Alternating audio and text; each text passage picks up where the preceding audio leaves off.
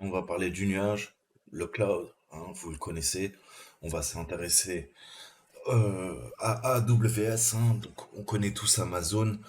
Après, dans les faits, même si vous travaillez dans l'informatique, est-ce que vous saviez que les trois quarts, voire 90% de l'activité d'Amazon, en fait, contrairement à ce qu'on croit, hein, c'est pas la livraison, la logistique, hein, la livraison euh, de biens sur Internet, hein, à travers le monde, c'est leur comment dire, infrastructure, en fait, hein, les centres de données et le stockage, en fait. Voilà. Pour information, hein, vu qu'on mettait un peu la tête dans le renseignement dans les précédentes vidéos, Amazon fournit le cloud, hein, à la NSA, ok, aux agences de renseignement, notamment. Ok, ils ont un cloud militaire, hein, qui est interagence et qui permet, eh ben, tout simplement à des agents qui sont à l'étranger de pouvoir accéder à une sorte de cloud ultra sécurisé, hein, connu bah, que par les services de renseignement naturellement, et ça va permettre d'échanger de l'information. Donc nous, on a, encore une fois, hein, je vous le disais, toute technologie, le cloud que vous connaissez, mais oui, il est également issu du secteur public, enfin du secteur militaire, et on l'a adapté au secteur public. Ok.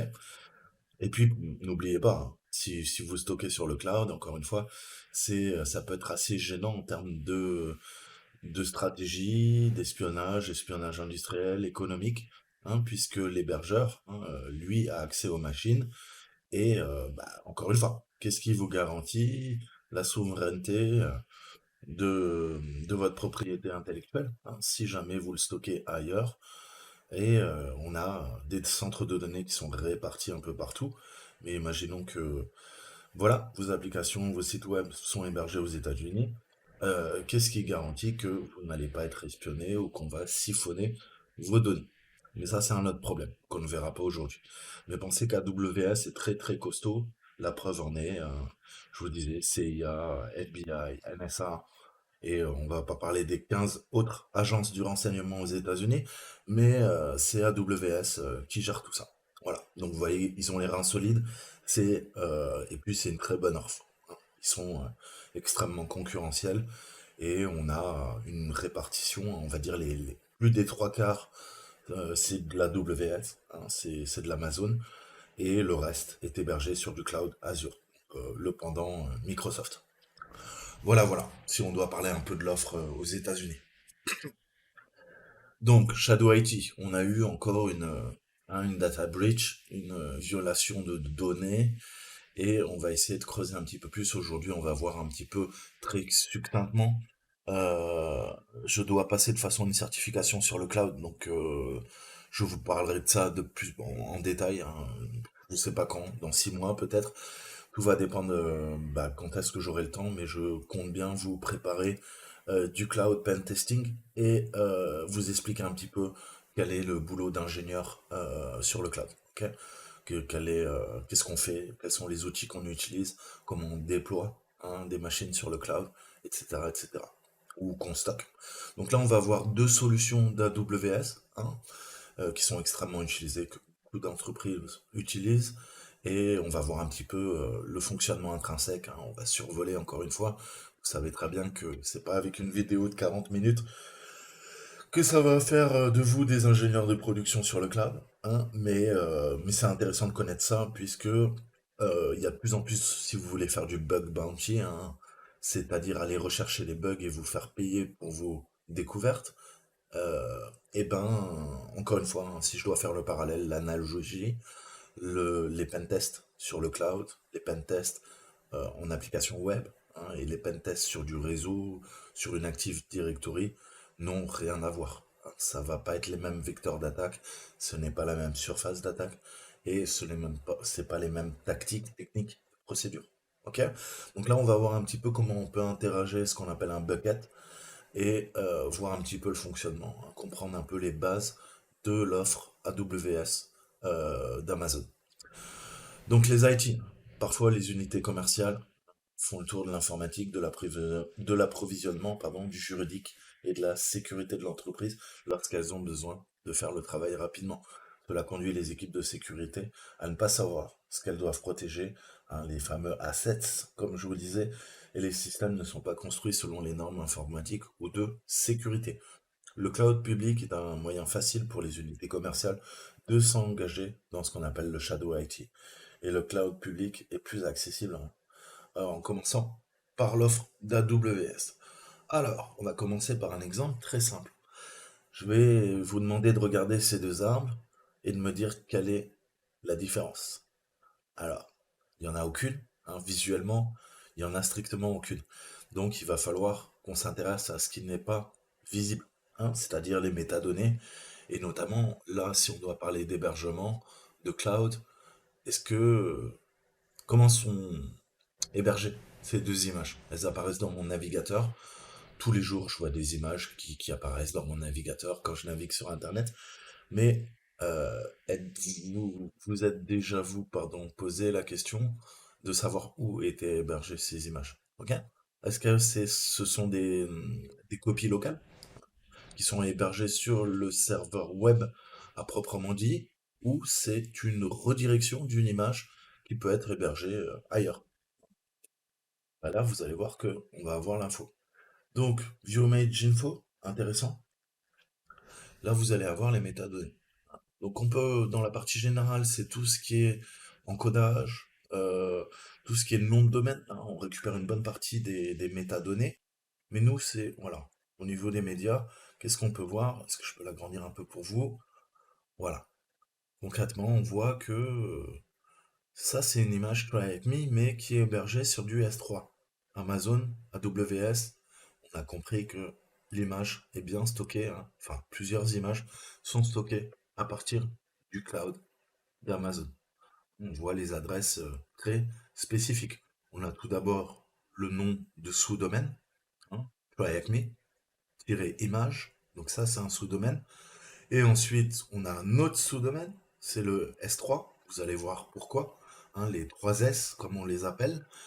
Enfin, on a quoi? On a notre TLD, hein, donc c'est Amazon AWS.com, le root, enfin le .com c'est le TLD, pardon, Amazon c'est le nom de domaine.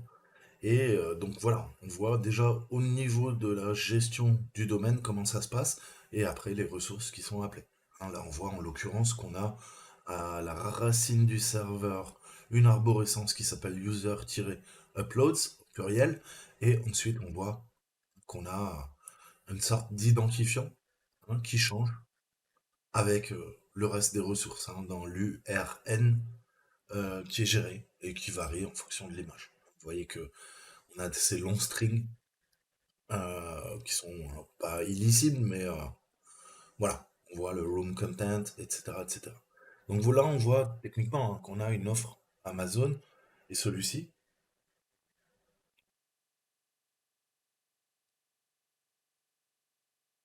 c'est pareil, c'est aussi de l'Amazon, par contre on voit que le chemin est différent.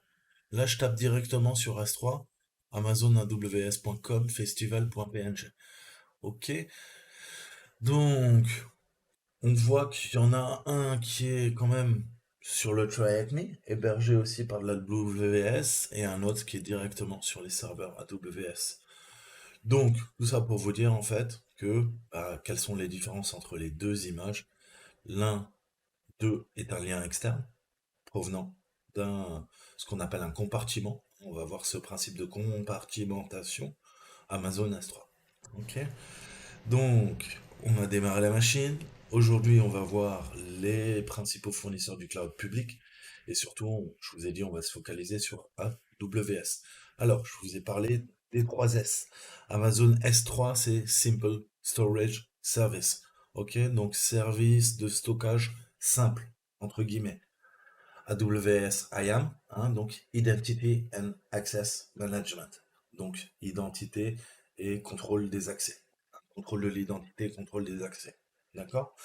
Donc on va voir comment on peut démarrer la CLI, hein, donc comment utiliser la ligne de commande AWS. Vous avez des commandes, des lignes de commande, même des programmes spécifiques au compartiment S3 public. Donc on peut avoir des S3 publics, on peut avoir des S3 privés.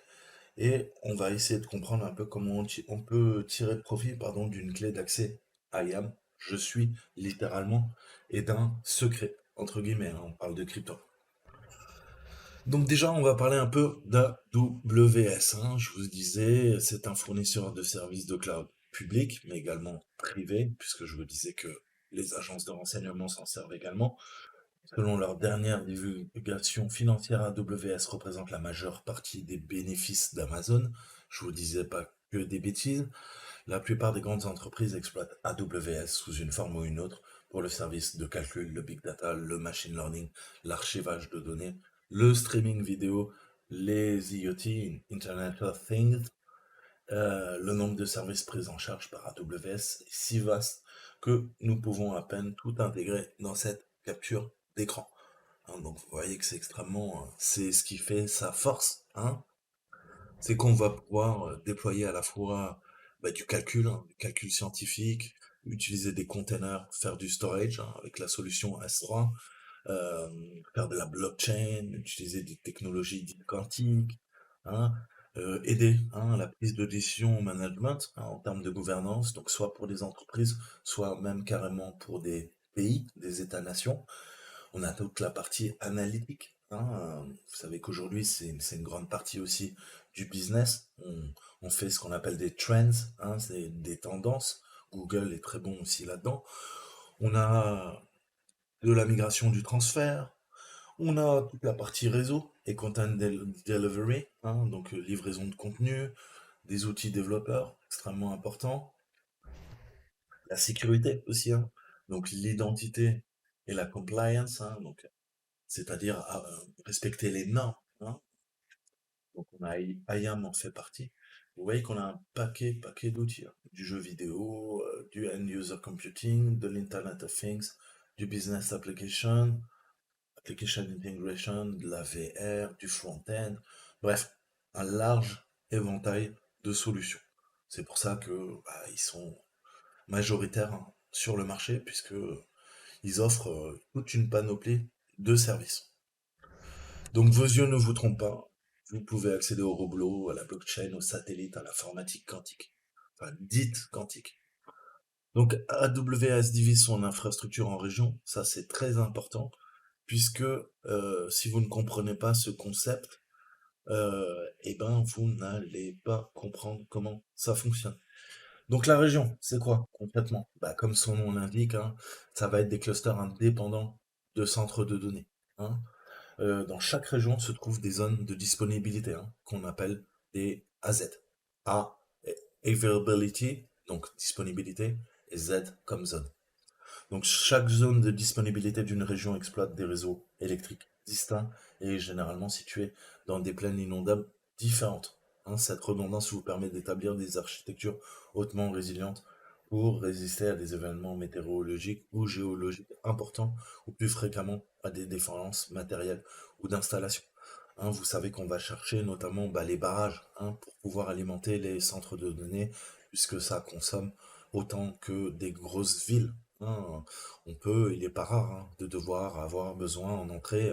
C'est un peu comme les grosses usines à blockchain qu'on installe au Kazakhstan qui sont en train de détruire la planète. Mais bon, ça c'est un autre problème. Le cloud computing, lui aussi détruit la planète. Hein. Il faut pas se voiler la face. Mais bon, si c'est de l'énergie hydroélectrique, vous allez me dire, bah écoutez, oui, c'est de l'eau, hein, on fait que l'utiliser, on pollue pas. C'est pas faux, c'est pas faux. Mais voilà, faut pas oublier que un data center, ça peut être facile 100 mégawatts, ça peut monter jusqu'à 200 mégawatts. Donc voilà, faut alimenter tout ça. Et donc voilà, on essaie de trouver des solutions. D'utiliser en partie des énergies dites renouvelables pour pouvoir alimenter ces immenses centres de données qu'on appelle des data centers, ok, des DC.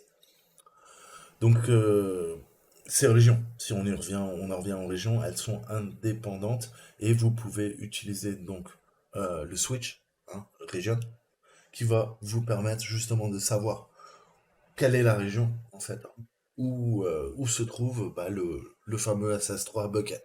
Ok? On va voir ce qu'est un SS3 bucket après. Donc, pareil, On peut utiliser plein de choses. On a la console AWS, la ligne de commande, l'interface de programmation et les kits associés dans vos langages de programmation préférés. On va passer maintenant au S3, hein, le Simple Storage Service. C'est leur service de stockage d'objets hébergés. Les objets sont stockés dans des compartiments. Important, retenez bien ça. On a des régions, ensuite on stocke des objets et ces objets sont compartimentés. Donc, pour simplifier considérablement le concept de stockage d'objets, les compartiments en fait sont des magasins. On va associer clé, valeur. Ça, je vous en parle souvent. On parle de clé, qui parle de clé, pardon, parle également de valeur associée, hein. C'est indissociable. Donc la clé objet, c'est un chemin d'accès complet, hein, comme je vous montrais tout à l'heure, quand on a regardé les métadonnées des images, vers un fichier, enfin pour un fichier, et la valeur est contenue, et le contenu, pardon, du fichier. Excusez-moi, j'arrive plus à parler. Donc S3 est un service hébergé publiquement, hein, il n'existe pas derrière un pare-feu d'entreprise, ce qui le rend pratique pour héberger du contenu public. Ok? Typiquement, quand c'est comme ça, qu'est-ce qu'on va faire? On a une DMZ. Alors, encore une fois, pour ceux qui ne sont pas à l'aise avec le réseau, voilà le principe. J'explique. Vous êtes chez vous, ok? Vous êtes chez vous, vous voulez héberger un serveur DNS à la maison. Vous voulez héberger un serveur de messagerie, Simple Message Transfer Protocol, ok? Vous voulez du World Wide Web. Hmm. Vous pouvez tout à fait le faire chez vous. Par contre, eh ben, il faut une certaine disponibilité. Si c'est derrière le pare-feu, eh ben, vous allez avoir des problèmes. Pourquoi? Parce que il va falloir une politique très stricte au niveau du routage des ports, au niveau de l'ouverture et de la fermeture des 10 ports. Et donc, vous êtes dans une zone qu'on dit militarisée. Ok? Pourquoi elle est militarisée? Puisqu'il y a un pare-feu, hein, qui fait l'interface entre le monde ouvert, l'extranet, Internet, et votre réseau local. Donc, pour ce faire, et pour réduire les risques, vous allez avoir vos équipements à la maison, vos postes clients, hein. Vous allez avoir naturellement votre routeur, ok, avec son pare-feu, hein, ça va de pair. Et ce que vous allez faire, c'est que vos téléphones, vos smartphones, vos imprimantes, tous vos objets connectés, IoT, vos télés, etc., vont être sur le réseau local. Et on va faire une sorte d'autre réseau qui sera connecté au routeur, à votre box, qui lui va être en DMZ. C'est-à-dire que de l'extérieur, naturellement, si jamais on attaque votre réseau local avec les différents postes clients, hein, je vous disais que ça soit un téléphone, une tablette ou une imprimante, il n'y a pas de problème. Le pare-feu protégera un tant soit peu, hein, cette zone qui reste militarisée, protégée, sanctuarisée. Ok? Par contre, on établit un nouveau réseau avec une DMZ. Là, la DMZ est joignable de l'extérieur et le pare-feu n'a aucune action. Alors vous allez me dire, oui, mais c'est extrêmement sensible. On va pouvoir compromettre les ressources qui sont présentes sur la DMZ. Oui, mais comme le réseau est compartimenté, hein, il n'est pas directement lié à votre autre réseau local, à la maison, même si c'est là aussi, c'est à la maison, je vous rassure, il y a le pare-feu, hein, qui fait l'intermédiaire entre les deux. Et vous savez qu'en réseau, le principe c'est des sortes de VLAN, hein, donc des sous-segments réseau. Et pour pouvoir attaquer d'un sous-segment à un autre sous-segment, ben, typiquement, là on a quoi? L'homme du milieu, c'est quoi? Ben, c'est votre routeur et votre pare-feu. Donc il va falloir déjà attaquer les assets, hein, les ressources présentes dans la DMZ, pouvoir prendre le contrôle, la main, attaquer le pare-feu, rerouter les paquets pour pouvoir attaquer ce segment-là, puisque les paquets, ils ont qu'une route, c'est-à-dire Internet ou votre DMZ, hein, ce réseau-là, il n'est pas routable, théorie, hein. Donc il va falloir pivoter sur cette machine, sur votre pare-feu, pour pouvoir rerouter les paquets et pouvoir attaquer de quoi? De l'extérieur, à partir de la DMZ, votre réseau local. Ok? Je le fais très très simple.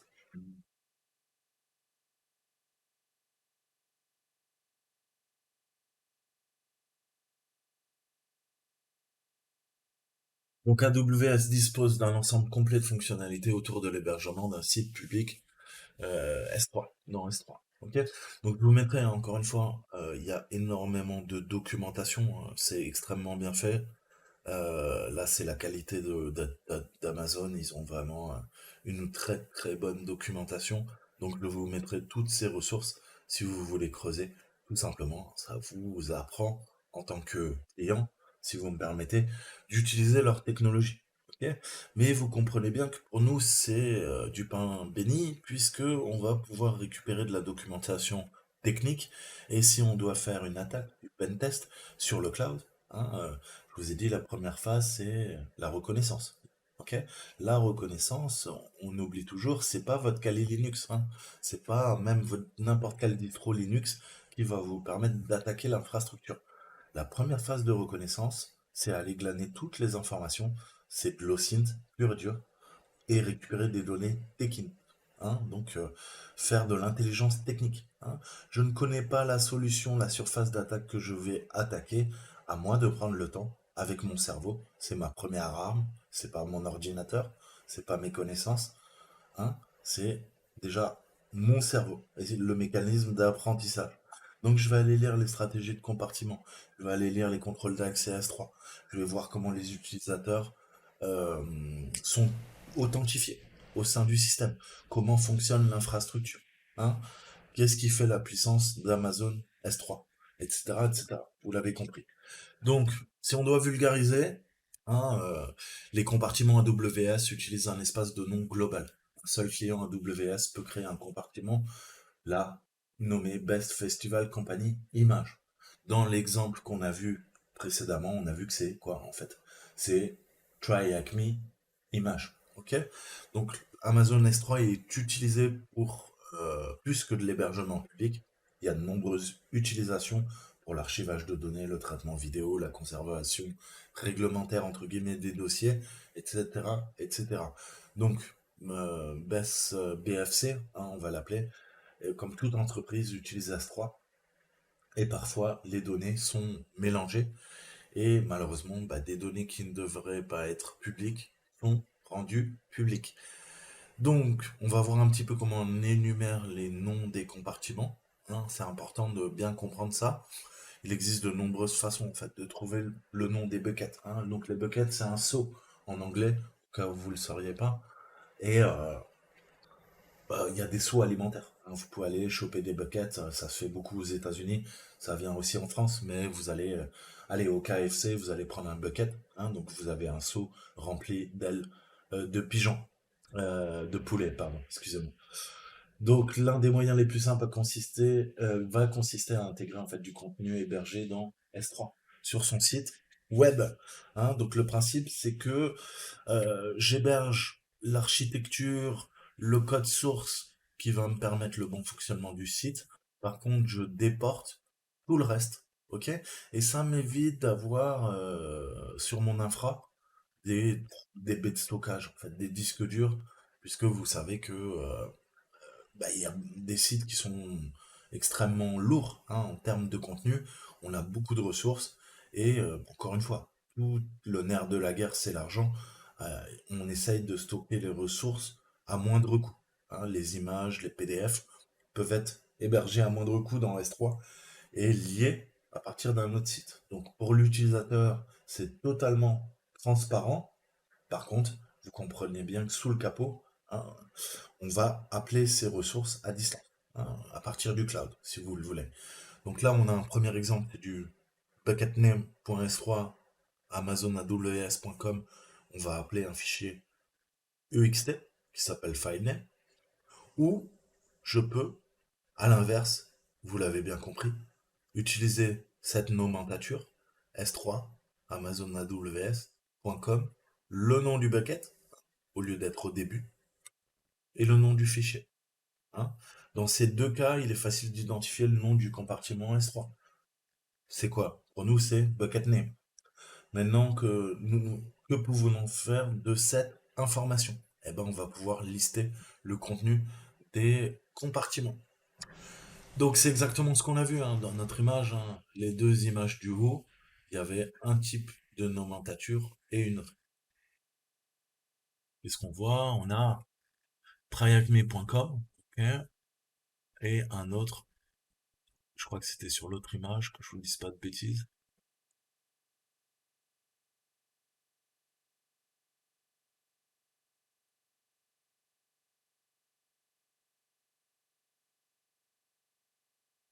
Voilà, là on a du S3 Amazon, hein, image, Best Festival, compagnie.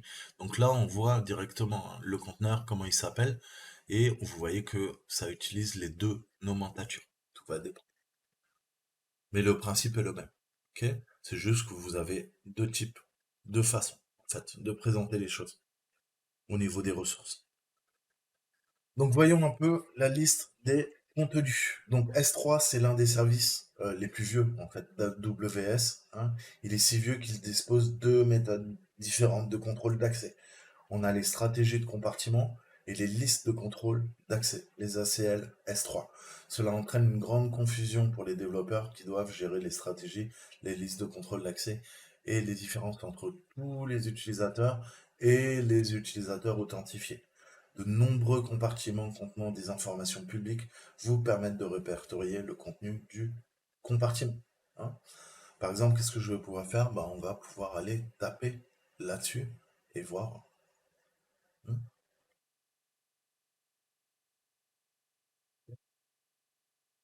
D'accord. Et vous voyez qu'on récupère tout. Alors, attends, je vous allez dire, ne inquiétez pas, il y a moyen de mettre en forme, hein, mais on voit qu'on récupère là, en l'occurrence, un fichier XML, et ensuite, tout est concaténé là-dedans, hein. Donc en fait, ce qu'on a pu voir là, cette pile massive de XML, c'est une liste de tous les dépôts de formulaire 990 de l'IRS. Alors, vous allez me dire, c'est quoi? L'IRS, déjà, c'est le fisc américain, ok? Et 990, c'est toutes les entreprises américaines qui sont exemptes d'impôts, ok? Donc c'est un formulaire qu'elles doivent remplir et ensuite elles sont exonérées d'impôts, d'accord? Donc AWS rend ces données disponibles en tant que données publiques, hein. Donc on voit que c'est vrai, hein, lire avec notre petit cerveau, enfin surtout le mien, du XML, ça peut être un petit peu compliqué, hein. On voit que c'est vous concaténez, il n'y a aucun saut de ligne. C'est vrai que ça peut ne pas être votre tasse de thé. Donc on a AWS, hein, la ligne de commande, qui offre la possibilité de répertorier le contenu d'un compartiment, ok? Et après quelques secondes, on peut faire CTRL-C, hein, pour stopper la demande. Donc comment on va faire ça? AWS, S3, LS3. Donc on va faire un LS, AWS S3. C'est en gros, commande AWS, ok, je me connecte à S3, tu lui fais une commande LS, je te donne le chemin, hein. Le chemin, tout à l'heure, on a tapé quoi? On a tapé sur IRS form 90.S3 Amazon News. Là, c'est IRS form 990. Mais qu'est-ce qu'on a vu? On a vu qu'on pouvait utiliser les buckets de deux façons différentes. OK? Et on utilise le protocole S3 et avec un no-sign request. OK? No-sign request vous permet de demander des données à S3 sans être client à WS. Alors là, vous allez me dire, oui, mais moi, j'ai rien installé. Bah ouais, moi non plus, j'ai rien installé. Si on fait ça, il se passe quoi? Ok. Il nous demande d'installer, on va les installer.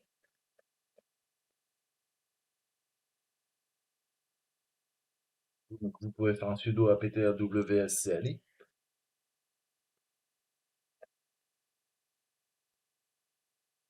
Ok. Et on a naturellement tout ce qu'il faut. Sur notre petit Linux, le repo contient bien AWS CLI. Donc maintenant, vous l'avez compris qu'on a installé tout ça, on va pouvoir lancer notre commande AWS, il va comprendre.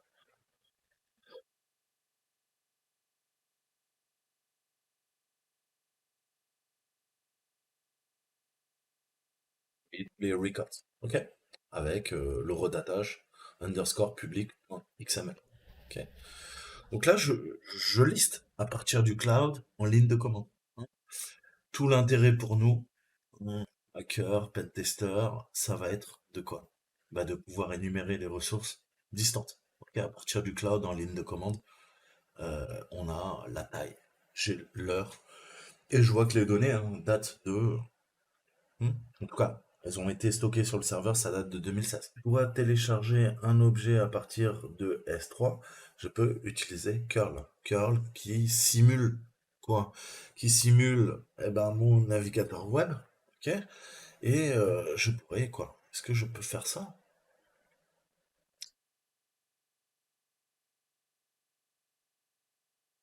Ok? Donc dans le navigateur, je veux télécharger via curl, je peux le faire via curl, c'est pas un problème.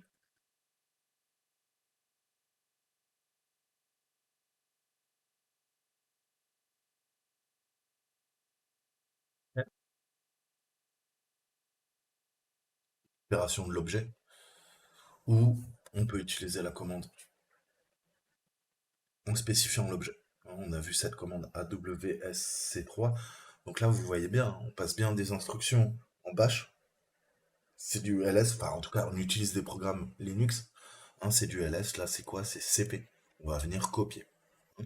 Après, quelle est la différence entre ça et ça? Bah, techniquement, qu'est-ce qu'on a fait? On a passé ensuite le nom de la ressource. Ok?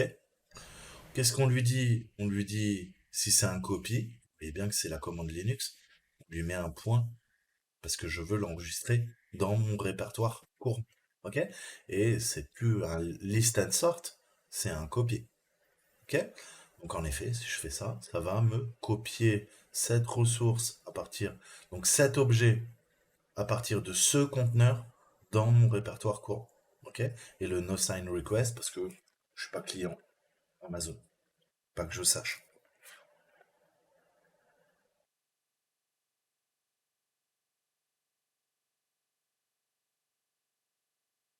Ok? Download et j'ai maintenant le fichier présent sur mon disque dur. Donc vous comprenez bien que si la compartimentation n'est pas respectée en termes de privé public, si jamais il y a des problèmes de configuration et les données sont accessibles publiques, je peux déjà les exfiltrer. Et ça me demande quoi?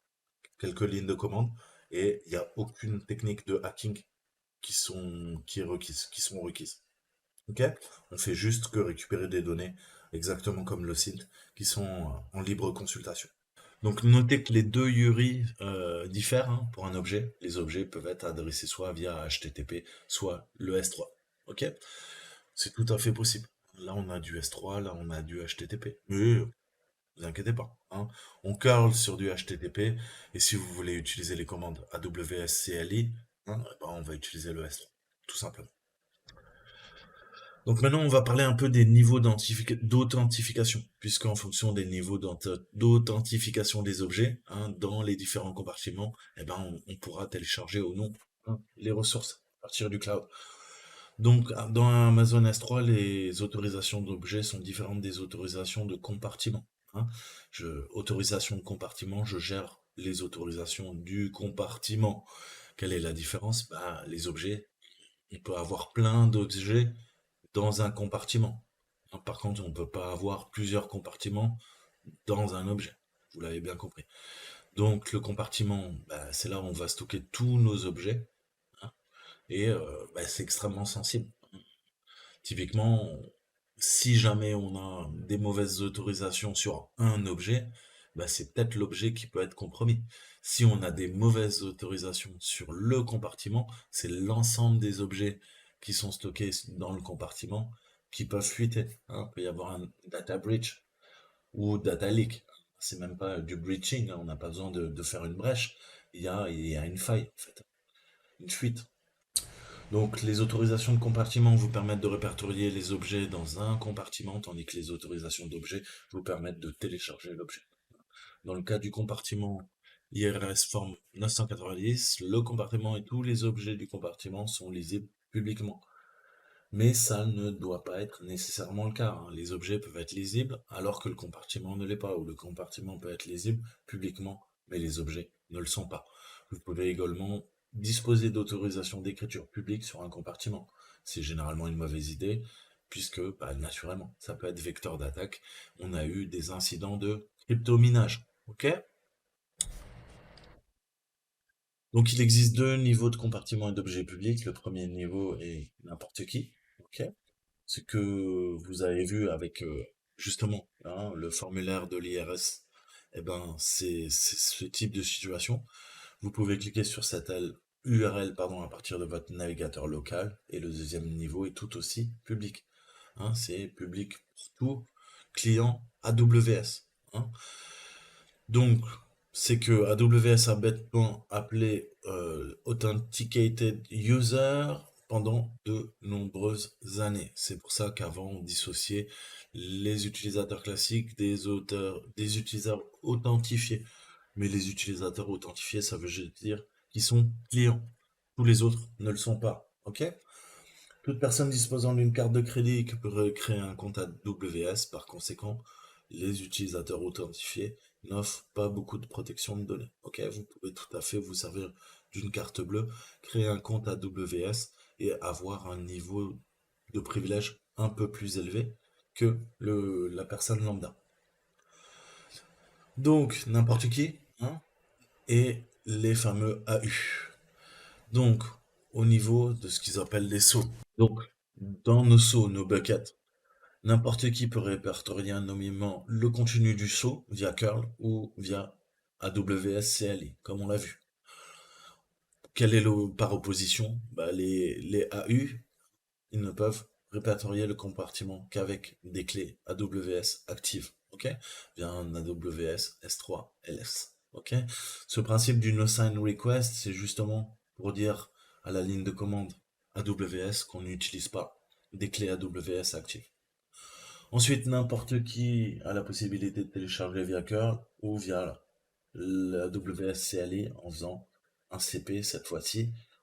À la place, on va mettre à la place du LS, pardon, et mettre le no sign request. Et pareil, pour les AU, vous pouvez télécharger l'objet qu'avec des clés actives AWS.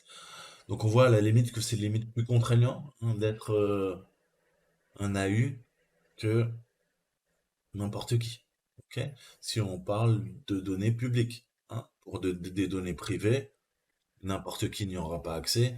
Et là, bien sûr, les AU auront accès s'ils ont les clés AWS actives qui permettent quoi? D'accéder au bucket, au saut, et de lister ou copier les objets. Vous l'avez compris. Donc IAM, à l'exception de quelques services plus anciens comme Amazon S3, toutes les demandes adressées au service AWS doivent être signées.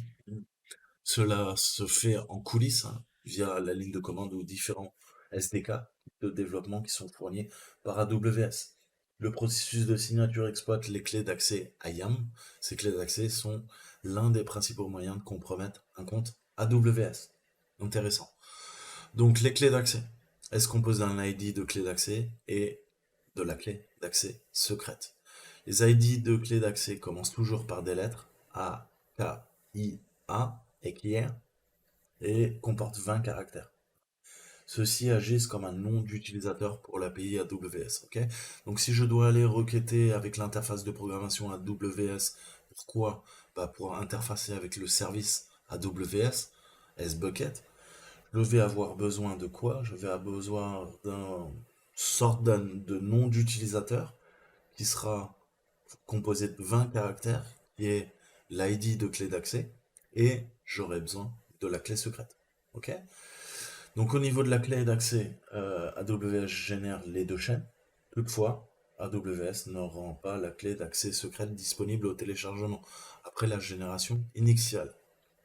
Il existe un autre type d'information d'identification, les informations d'identification à court terme, où l'ID de clé d'accès commence par les lettres ASIA, hein, par opposition à AKIA, ok, et qui inclut une clé supplémentaire qu'on appelle jeton de session, hein, Session Token en anglais.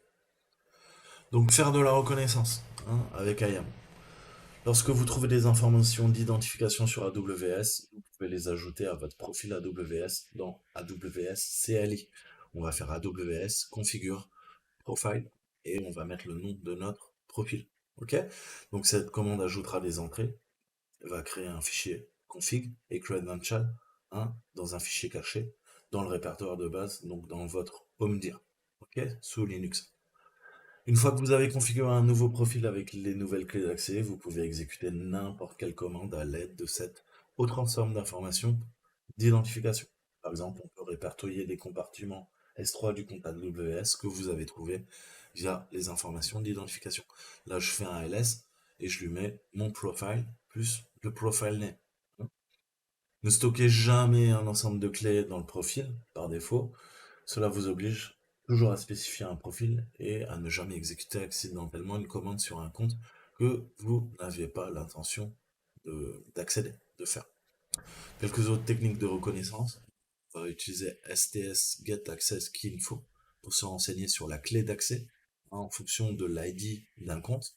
Et on va spécifier bah, le compte via le Akia Example. Ok. La détermination du nom d'utilisateur auquel appartient la clé d'accès. Donc là, toujours STS, vous remarquerez, cette fois-ci on fait un get caller identity. Donc récupère-moi les identifiants de l'appelant, entre guillemets, avec le nom du profil. Liste de toutes les instances EC2 exécutées pour un compte. Describe instance avec la commande EC2. Output text profile name et liste de toutes les instances exécutées dans un compte sur une autre région. Donc on continue, on continue. Par contre, on lui passe quoi en paramètre? On va lui passer le principe de region. Et là, on lui dit, bah écoute, côté Est, premier centre de données US. Ok. Ensuite, les ARN. ARN, ça peut être un moyen en fait de générer un identifiant unique pour toutes les ressources qui sont disponibles sur le cloud. Ça consiste en de multiples chaînes, chaînes de caractères, strings, séparées par des deux points, colonnes. Ok. Un 2, un 2, 2, 2, 2, 1. Et on voit ce principe de clé, valeur, et c'est balisé. Voilà. Resourceman, type, etc., etc. Donc ça, c'est un ARN typique.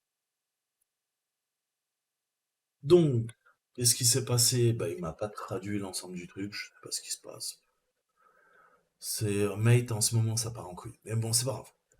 Donc, Grinch a réussi à récupérer le nom des elfes et les adresses mail. Qu'est-ce qui pourrait se passer? Vu l'ampleur de la brèche,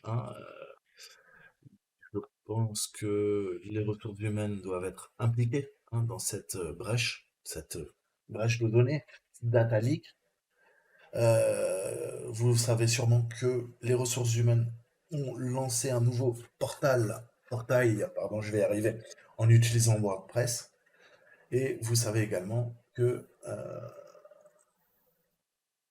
les ressources humaines n'ont pas demandé aucune infrastructure du département de l'informatique pour déployer ce portail. Alors, qui héberge ce portail? À mon avis, c'est le méchant Grinch. Ok.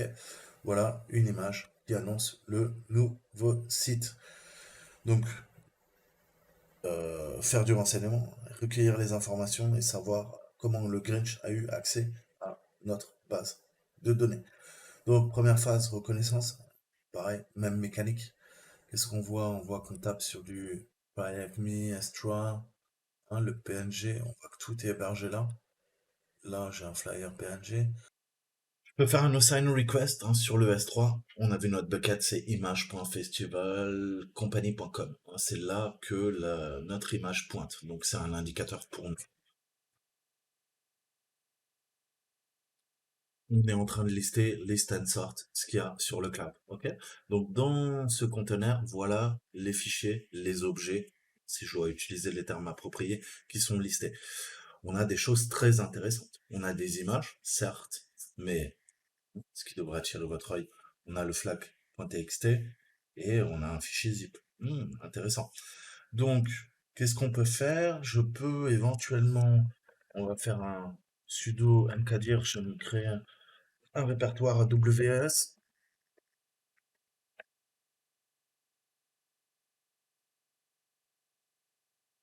Ok. Et on peut donc, vous avez vu que j'ai utilisé cette commande. Je vais vous montrer un autre truc.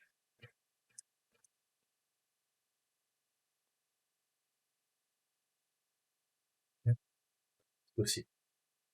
Honnêtement, je préfère cette syntaxe. Et qu'est-ce que je peux faire à partir de là? Si ça marche, je peux également lui dire quoi? Je peux lui dire, écoute, euh, bah, tu vas me faire un copie. Oh, je vais y arriver. Et quelle est la ressource qu'on appelle, enfin l'objet, excusez-moi, c'est le flag.txt. Et comme c'est un copie, je dois lui dire, écoute, tu me copies dans le répertoire courant.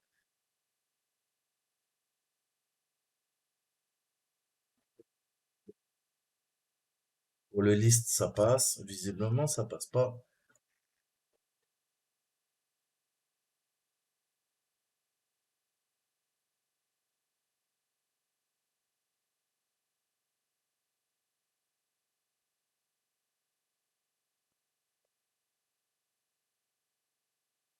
J'écris sur ma machine. Ok, parfait.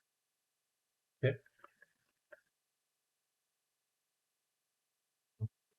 C'est facile, hein, de récupérer les données des alphes, hein, quand ils les laissent si facilement euh, trouvables. On peut les trouver si facilement. Là, WB Backup aussi qui est intéressant, ça a l'air assez intéressant. Qu'est-ce qu'on peut regarder?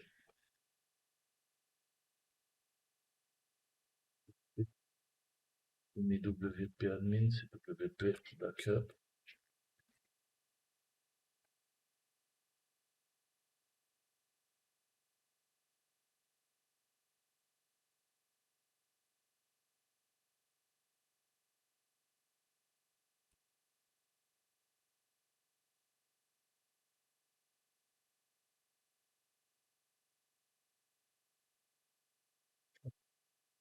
D'accord.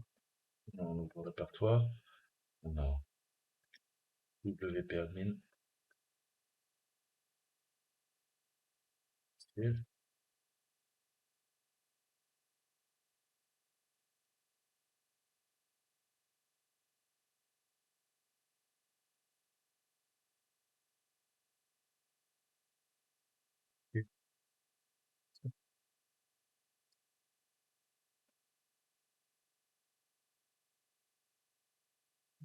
C'est du PHP, hein, techniquement.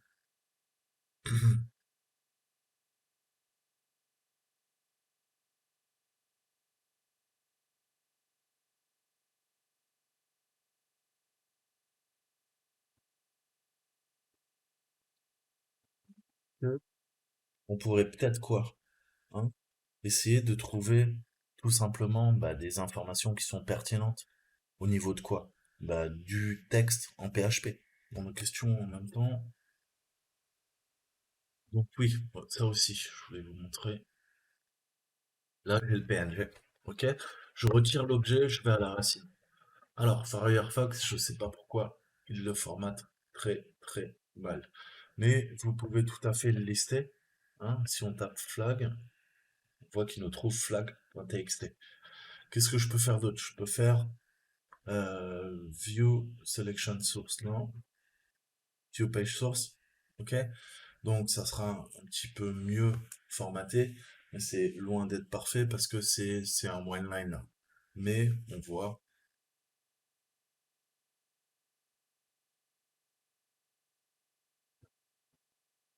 tout simplement tous les fichiers qui sont listés, ligne par ligne, quand on fait notre ls, ni plus ni moins, présente, et on va retrouver notre WP quelque part, WP backup.zip. Ok? Donc vous pouvez également interagir directement au niveau du code source en tapant à la racine. Donc ça c'est intéressant.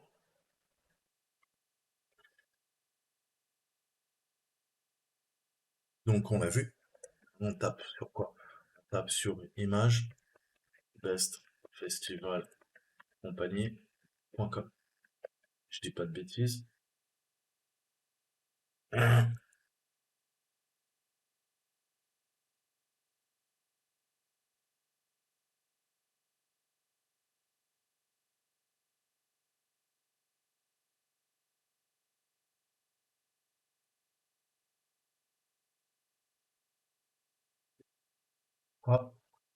quel est le message qui est laissé? Eh ben, on a pu le lire. Tag, on a vu le message laissé par le méchant Grinch.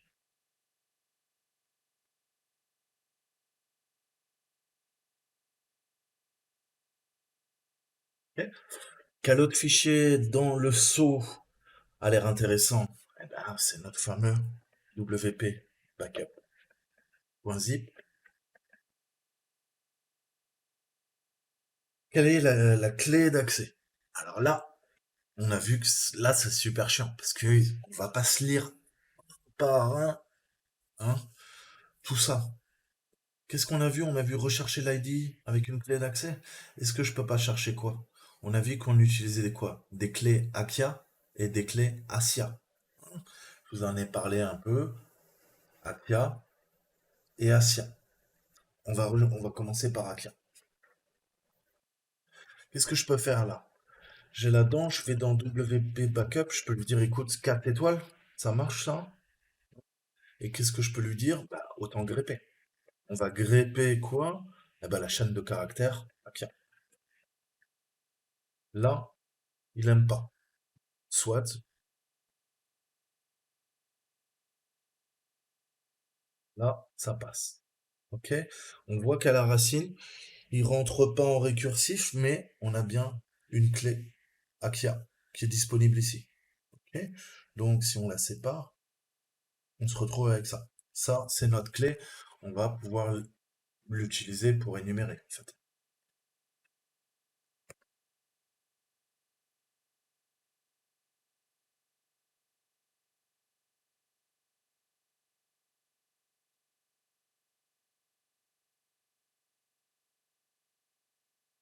C'est bien, mais il faut configurer l'accès.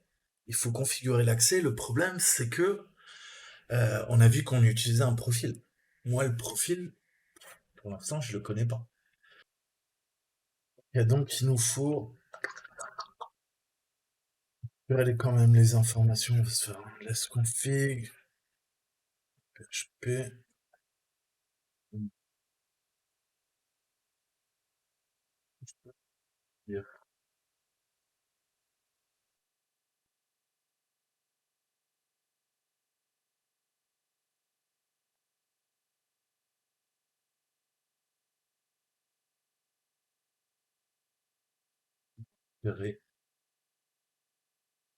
Ça va nous permettre de faire notre phase de recours.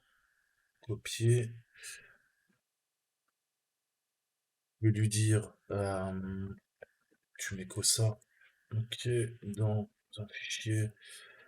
Euh,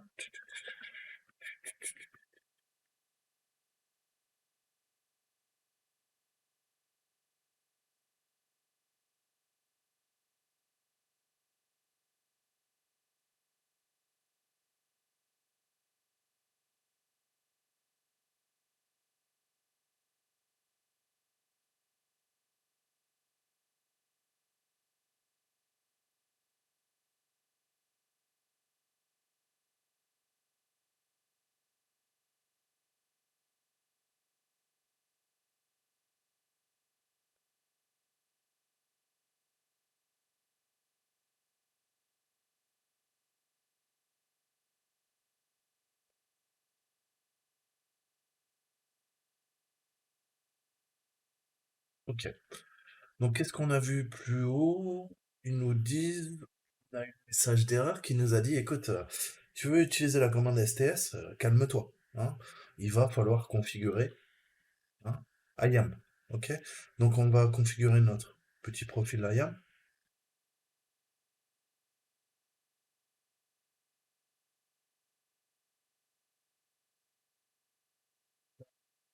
et sa page HR et il nous demande le key ID.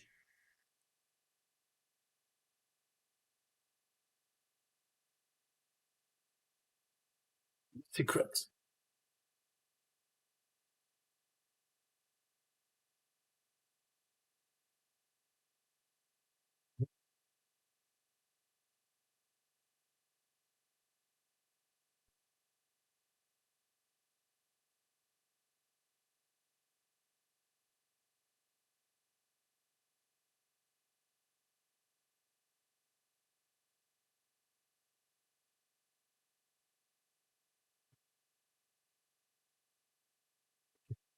pas mal, ce qui veut dire maintenant que quoi? Ce qui veut dire que je devrais pouvoir commencer à utiliser ces commandes.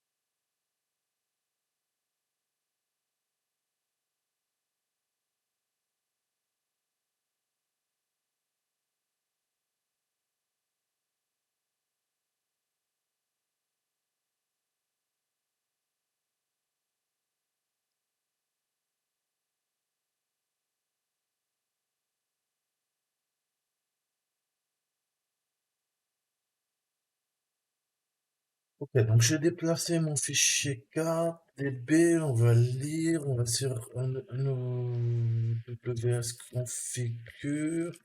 Hein, donc là, je reprends la syntaxe qu'on a vue. Ils nous disent, tu veux utiliser IAM, faire de la reconnaissance. Eh Coco, c'est quoi déjà? Configure ton profil, tu seras gentil. Donc, on va revoir ce qu'on a vu. Configure, je lui mets quoi? Profile. Et on a vu que c'est les ressources humaines. HR, il y a de fortes chances. Là, il nous demande l'ID. Ok, donc on va tout lui rentrer en espérant que ça fonctionne. Le secret access, upload secret.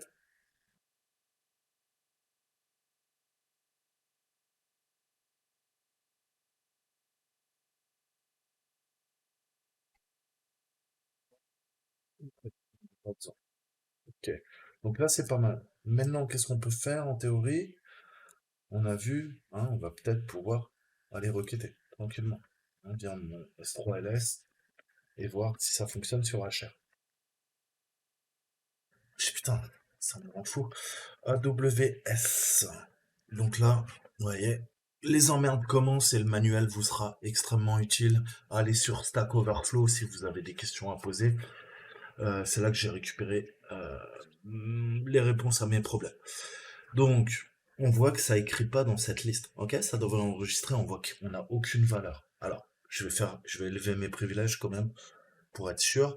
Je vais faire un configure. Hein, je veux quoi? Configurer mon profil quand même. Donc, on va lui dire profil HR. Ça, je veux bien. Ensuite, on va faire un set. Hein. Alors, on va travailler sur nos variables. Donc, on a l'access key ID.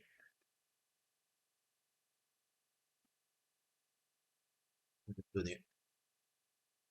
Visiblement, le configure n'a pas l'air d'enregistrer. Il y a un problème et j'ai vu qu'il y a des gens qui avaient exactement le même souci. Donc là, si je fais un list, ah, ce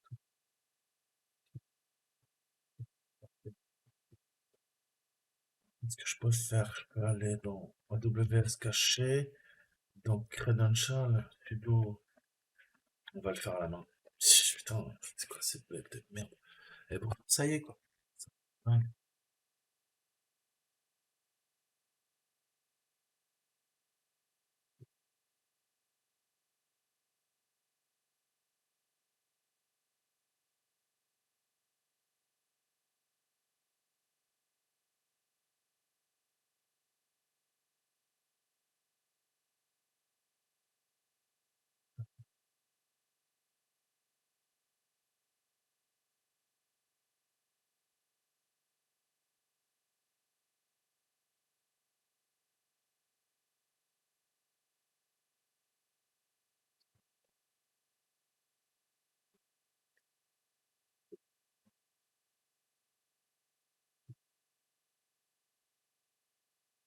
Ouais.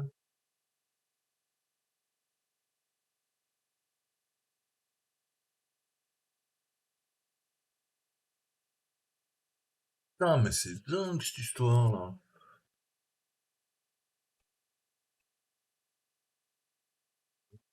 Configure profile HR. Là, il le lit. Bon, à mon avis, c'est une histoire de droit.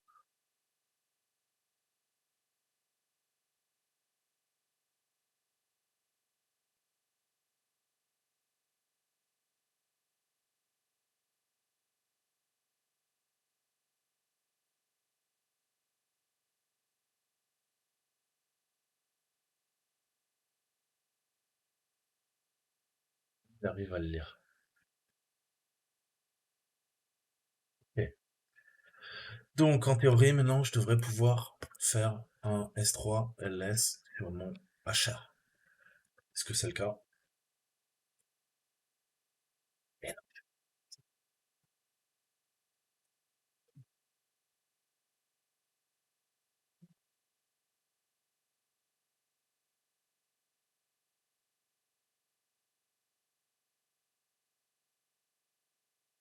non, ça m'en fout. Mais HR en majuscule, il va me dire qu'il connaît pas le profil. Ouais, super.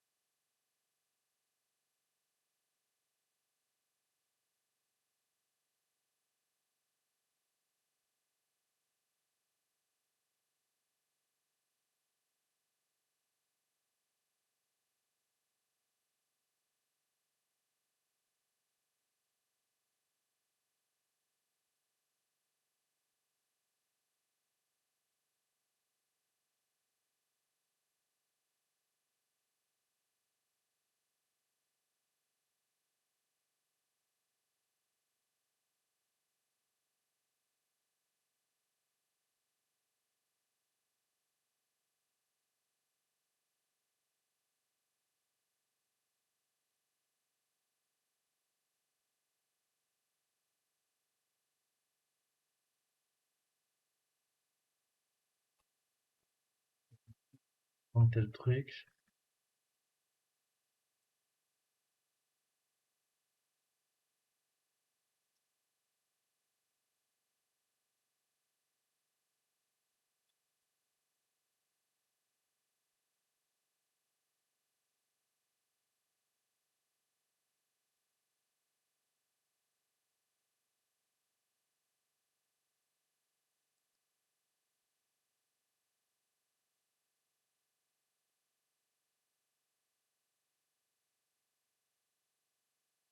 Ok, super.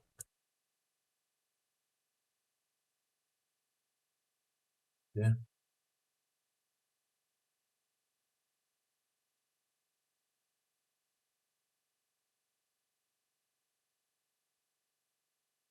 Ok. Donc maintenant, on peut passer nos commandes et récupérer le reste des informations. Ok, donc vous voyez, attention, dans les CTF, c'est pas très précis, hein. Là, heureusement que je suis allé voir la doc, sinon, bah, on se fait un petit peu avoir. Ok, parfait. Là, on récupère tout. Donc, on a ce qu'on a vu, hein. Ça, c'est intéressant. Pourquoi? Bah, déjà, j'ai une adresse IP et je récupère le nom d'utilisateur à qui ça appartient, hein. On a vu également que formaté, on avait quoi? On avait un couple, la clé, on a vu IAM, et qu'est-ce qu'on a vu juste avant que je vous dise pas de bêtises?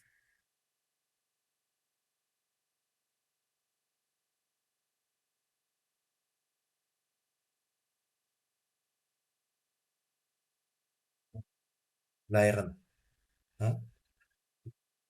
Permet de générer un identifiant unique pour toutes les ressources du cloud. Donc ça, c'est cool. On a vraiment les informations utiles.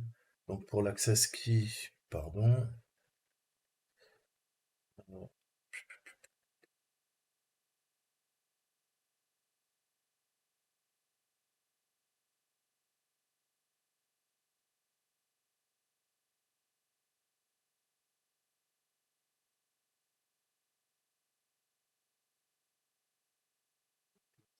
et notre ami access key, ça sera else.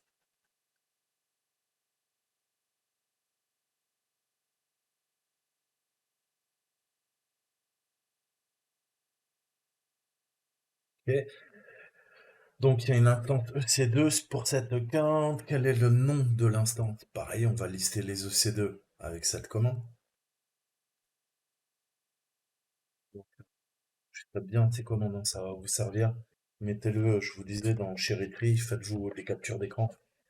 Ça pourra éventuellement vous servir. Et là, on récupère ouais, des infos assez croustillantes. Hein, c'est du Linux, c'est une instance, processeur 64 bits, du Pro. On a l'AMI, c'est le BIOS. On récupère les blocs, le subnet, bref, toutes les informations importantes, intéressantes pour nous. On voit que ça a été créé par Elf Mac HR. Et là, qu'est-ce qu'il nous demande? On voit que ça s'appelle HR Portal. Donc on est bien dessus, on a l'adressage IP, bref, des trucs intéressants. Alors, l'instance, elle est là. HR Portal.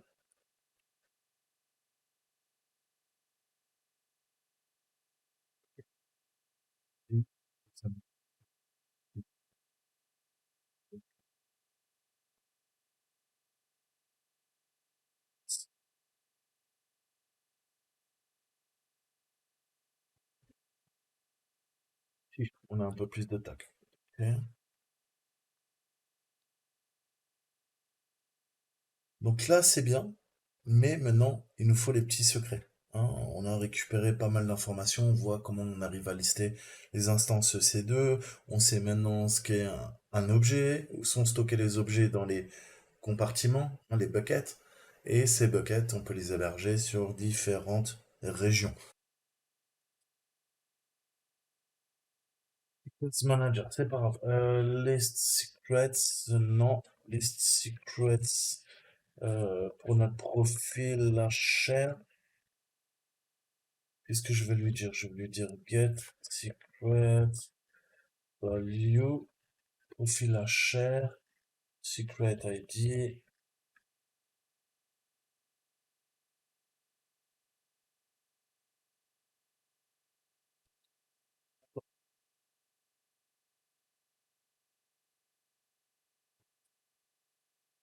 Ok.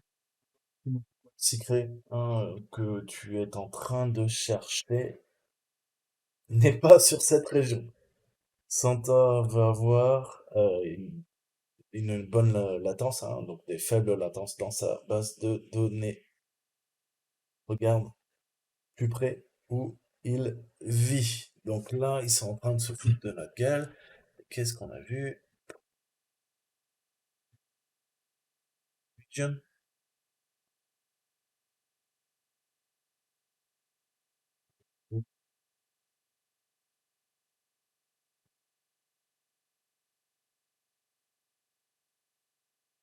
c'est l'Europe. Et le Grand Nord, même, j'ai envie de dire. Ok. Qu'est-ce qu'on a en endpoint US? Bye bye. Virginia, bye bye. Ok, on va chercher Europe, ça ira plus vite. Ok, Frankfurt. Frankfurt, yeah. Ireland, London, Berlin, Paris, Stockholm. Ah, Stockholm, ça pourrait être sexy. Ok, mais grosso modo, on a West, Europe West, Central, et on a North. On va aller taper dans North. Ok? Donc, qu'est-ce qu'on a vu? On a vu que tout à l'heure, nous, on se connectait à quoi? J'ai enregistré le truc. On a mis quoi? USA, East, One. Ok? On va essayer de le remplacer. Donc, region, lui, il est en USA, East One. On va voir si ça passe. Ça passe. Maintenant, si on change, je lui mets quoi? Europe, North, One, ouais. Winter 2021. Ok? Donc maintenant, vous savez même changer de région. Ok? Allez récupérer les listes. Lisez la documentation. Vous voyez que la documentation est fat. Elle m'a beaucoup aidé puisque je n'avais pas les réponses dans le CTF avec ce que je vous ai lu. Il fallait faire des commentaires. Hein. Typiquement, comme je vous disais, euh, là, il faudra faire un chmod pour vos répertoires. Hein. Ces deux répertoires, vous devez faire un chmod 777 sur config et credential qui sont dans vos omdir. Et pour rappel, vous faites un cd.aws parce que la directory est masquée. Ok? Et c'est pareil Ça marche, ouais, sauf que, ben, il faut préciser le profil à chaque fois. Sinon, ça ne marche pas. Et là, ça, typiquement, cette commande, sans ajouter tirer profil HR, ça ne marquera pas. Et celle-là, je suis même pas sûr qu'elle marche chez moi. Donc, vous voyez, hein, après, il faut bidouiller, hein, comme d'hab, hein. Voilà. Là, j'ai une erreur. Vous voyez, donc, j'utilise la commande qui me dit, mais bah, ça marche pas. Ok? Pourtant, le profil est enregistré. Donc voilà, faudra bidouiller. Il y a quelques petits bugs, mais au moins vous pouvez terminer l'exercice. Voilà, je vous dis à très bientôt. Ciao, ciao.